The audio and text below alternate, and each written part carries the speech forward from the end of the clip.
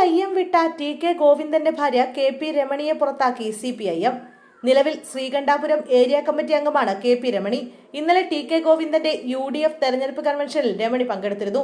Taliparamba town സ്ക്വയറിൽ നടന്ന കൺവെൻഷനിൽ DCC president advocate Martin George രമണിയെ മാലയിട്ട് സ്വീകരിക്കുകയും ചെയ്തിരുന്നു. ഇതിന് പിന്നാലെയാണ് നടപടി.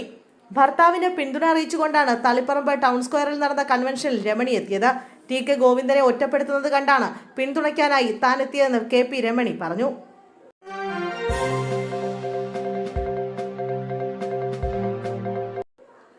CPM നേതാവ് KJ ഷൈനിക്കെതിരായ സൈബർ ആക്രമണം നടത്തിയ യൂട്യൂബറെ വിമാനത്താവളത്തിൽ വെച്ച് പിടികൂടി.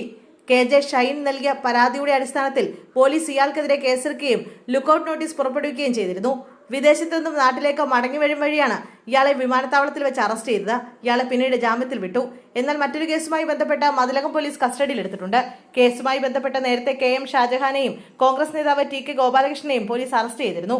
ഇതിന്റെ തുടർച്ചയായാണ് യാസർ എടപ്പാളിനെയും അറസ്റ്റ് ചെയ്തത്.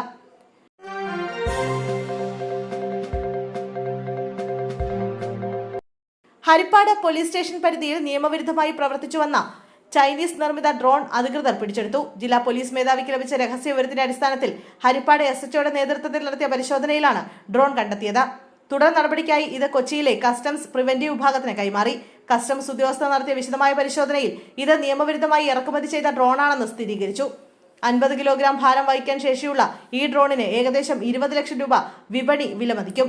1962 കസ്റ്റംസ് നിയമപ്രകാരം ഇറക്കുമതി നിരോധിക്കപ്പെട്ട ഇനമാണിതെന്നും ഇതിന്റെ ഉപയോഗത്തിന് ഡയറക്ടറേറ്റ് ജനറൽ ഓഫ് സിവിൽ ഏവിയേഷന്റെ പ്രത്യേക അനുമതി ആവശ്യമാണെന്നും ഉദ്യോഗസ്ഥർ വ്യക്തമാക്കി.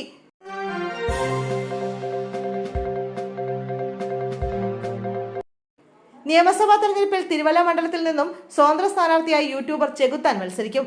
സൂക്ഷ്മ പരിശോധനയിൽ ചെകുത്താൻ എന്ന അജു അലക്സിന്റെ പത്രിക വരണാധികാരി സ്വീകരിച്ചു. യഥാർത്ഥ മാറ്റത്തിനായി സ്വതന്ത്ര ശബ്ദം എന്നാണ് അജു അലക്സിന്റെ പോസ്റ്റർ.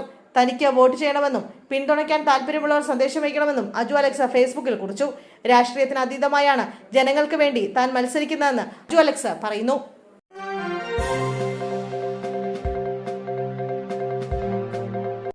മൂന്നാറിൽ വിറക് ശേഖരിക്കാൻ പോയാൽ മരിച്ച നിലയിൽ.